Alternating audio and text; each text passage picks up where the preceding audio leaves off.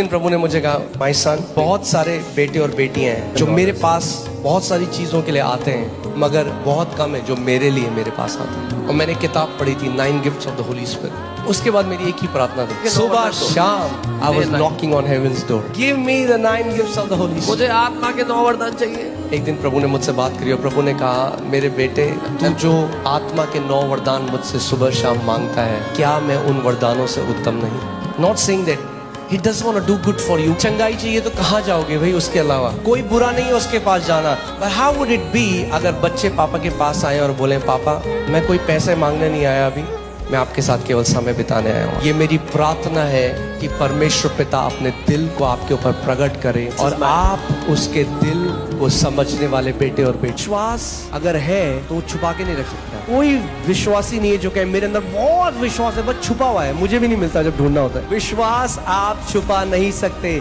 अपने से भी और औरों से भी।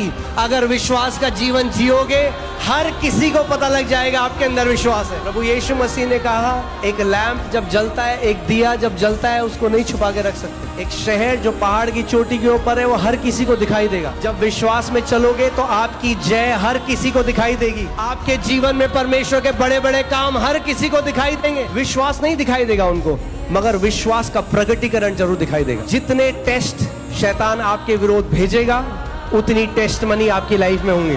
एक बार जब मैं नया नया विश्वासी था, बढ़ रहा था, मैं एक दुष्ट आत्मा को निकाल रहा था और जैसे ही मैंने उसको बोला, निकल यीशु के नाम है, वो कहती, हा तू मुझे नहीं निकाल सकता। मैंने कहा सही बात, मगर जो यीशु मेरे अंदर रहता है वो तुझे निकाल सकता। और जैसे ही मैंने वो बोला, 2 सेकंड के अंदर वो दुष्ट आत्मा उस व्यक्ति को छोड़ के चले गए। पौलुस कहता है गलातियों 2:20 में, अब मैं मुझ में जीवित नहीं, मगर मेरा मसीह मेरे अंदर रहता है। आप जानते हैं, अगर आप नया जन्म पाए हुए विश्वासी, आप कभी अकेले नहीं है।